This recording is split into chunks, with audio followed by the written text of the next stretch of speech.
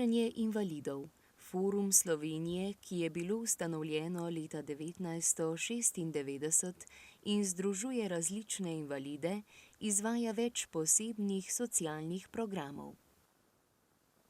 Zato smo leta 2002 ustanovili verigo psihosocialne oskrbe in druženja, katere namen je prav to, da obiskujejo naši izvajalci invalide na terenu.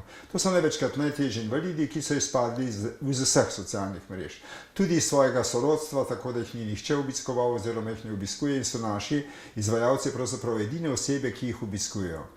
Ta program temelji na tem, na druženju in pa seveda tudi na teh, da tako rečem, manjših uslugah. To je popolnoma seveda brezplačno, zato govorimo o uslugah, ne pa storitvah. No in to je recimo v času covida, kar bomo še povedali v nadaljevanju, je bilo to izjemnega pomena, ker smo ljudem prinašali tudi zdravila, smo se namesto njih udeleževali tudi pogrebnih slovesnosti, ko oni niso smeli ali mogli iti za pogrebom, in pa seveda jim pomagali tudi pri nakupu življenjskih potrebščin. Združenje je med epidemijo koronavirusa med prvimi ustanovilo dežurno psihosocialno službo za pomoč in oporo ranljivim skupinam. Opravili so kar 8640 ur prostovoljnega brezplačnega svetovanja. V tem času, ko je bila ta epidemija, smo mi takoj ustanovili že 20. marca 2020 tudi dežurno službo, ki pa je drug posebni socialni program, ki smo jo izvajali praktično 2 leti in pol. Bili smo prvi v državi. Prvi zato, ker so tudi drugi, ministrstvo, Nacionalni inštitut za javno zdravje in tako naprej, šele daleč za nami oblikovali takšno službo, no mi pa smo ravno na temelju te opore, ravno verige, ker smo imeli že dovolj prakse na tem področju, lahko to praktično izvedli čez noč. No, kar zadeva COVID, moram reči, da v tem času je dežurna služba imela veliko dela, ljudje so potrebovali resnično veliko oporo in šlo je za delo tudi ne samo s posameznikom, včasih tudi skupino, ravno tule v ta prostor so prišli tudi ljudje več, recimo cele družine in tako naprej, ki so bile v stresnih situacijah.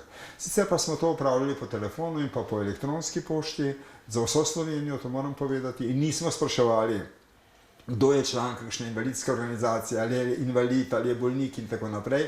Praktično smo šli po zakonu o varovanju osebnih podatkov, da nismo dejansko jemali nobenih posebnih podatkov.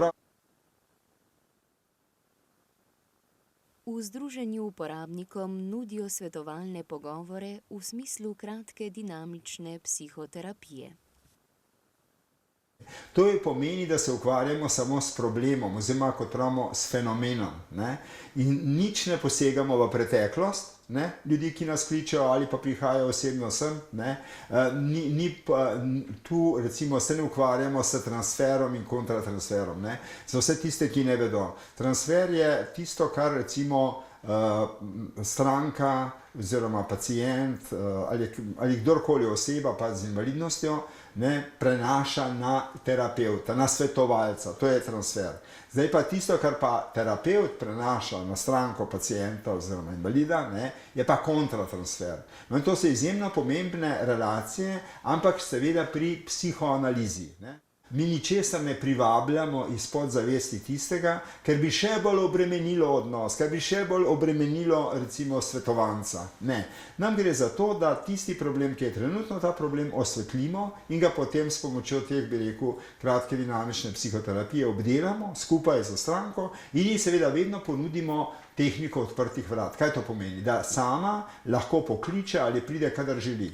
Mi nikoga ne kličemo, nikogar se ne vsiljujemo, ker se tudi Bog ne daj, ne smemo, ampak da ima vsak možnost, da lahko pride in seveda ponovno predela določene vsebine, ki se mu zdijo pomembne v tem času, da jih z njim skupaj potem osvetlimo. V združenju so prav tako med prvimi nudili psihosocialno pomoč prizadetim v uničujočih avgustovskih poplavah. 4. avgusta letos, ko so pa izbruhnile te strašne poplave, pa smo mi takoj ustanovili to dežurno službo, obvestili vse medije slovenske, bili na nacionalni televiziji dvakrat in na Radio Slovenija ena tudi objavljeni, da to izvajamo, ter seveda tudi na teh lokalnih radijskih postajah. V tem primeru dežurne službe pa so bile te radijske postaje so pokazale izjemno zanimanje za to, kaj mi počnemo, kako to počnemo in seveda, kam se lahko ti ljudje odbrnejo, ker je bila objavljena tudi naša številka elektronska, elektronski naslov in tudi naša telefonska številka. Tako da ljudje so se resnično lahko vsak dan, ne glede na praznik, ne glede na konec tedna, oglašali in se še oglašajo na našo številko 041 381 679 in to vsak dan lahko od 8 do 21 ure, tudi soboto, nedeljo, ali pa veliko jih je bilo tudi čez ta čas, ker se vemo, stiske so največje, včasih se ljudje zavejo šele pozno zvečer, ko je mogoče človek še bolj, bi rekel, pod vtisom svoje podzavesti. V obeh krizah med epidemijo koronavirusa in avgustovskimi poplavami so se ljudje soočali z različnimi duševnimi stiskami in težavami. Gre pravzaprav za tisto tesnobnost. Tesnobnost je lahko pozitivna, lahko je pa zelo destruktivna. Pozitivna je recimo, ko pride recimo do požara. Takrat recimo človek tudi za hip se strese, je tesnoben, ampak skuša rešiti sebe, svoje imetje in pomagati tudi drugim.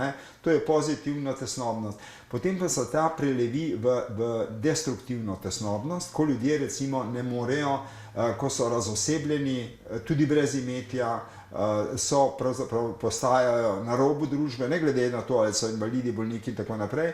In to se zdaj dogaja ljudem, ki so bili poplavljeni. Prav zdaj se jim to dogaja, ko vidijo, da praktično je že, da so politiki dvignili roke, koliko je bilo takrat pametno, mislim, koliko jim je takrat koristilo, so se znašli pred kamerami in pred žarometi. Zdaj pa, kot vidimo, se umikajo. Kot vidimo ravno zdaj v Sloveniji, v nekaterih predelih Koroške, se stvari nikamor ne gredo. Ljudje čakajo, kakšna bo jesen, kakšna bo zima in tam ne morejo živeti. No in ljudje s takšnimi simptomi, praktično gre za posttravmatski sindrom. No, pri tem posttravmatskem sindromu je podoben, kot gre recimo v času recimo vojn ali pa recimo hudih katastrof, kar je ta zadnja tudi bila. No, in te stvari lahko, ta sindrom lahko spremlja človeka praktično do smrti in se potem pojavlja kot vse naše stvari, ki so bile potisnjene v nezavedno, in potem v sanjah ali nočnih morah in tako naprej ljudje potem ne morejo tega predelati, se zbujajo in tudi ob 3 zjutraj smo imeli že klice, tako da je čisto razumljivo, da se to dogaja. Posttravmatski sindrom lahko seveda blažimo. Mi ga odpraviti ne moremo. Ni nobene tehnike na tem svetu ne obstaja, recimo, da bi posttravmatski sindrom lahko izničili, da bi ljudje kar pozabili in tako naprej. To ne gre. Ampak za blaženje teh simptomov, ki jih ta povzroča, je pa zelo pametno in modro, da ljudje poiščejo nekoga. Ni potrebno, da je to psihoterapevt ali kdorkoli. Lahko je tudi sorodnik, sorodnica, prijatelj, prijateljica. Vendar pa moramo upoštevati, da nekateri ljudje nikogar nimajo. V združenju že vrsto let izdajajo spletni časopis Sporočevalec, ki je namenjen vsem invalidom in vsebuje tudi prispevke o gluhi in naglušni skupnosti. Poleg tega z rednimi radijskimi in televizijskimi oddajami skrbijo za obveščanje invalidov o različnih temah ter za ozaveščanje širše javnosti o invalidnosti in težavah, s katerimi se slednji soočajo.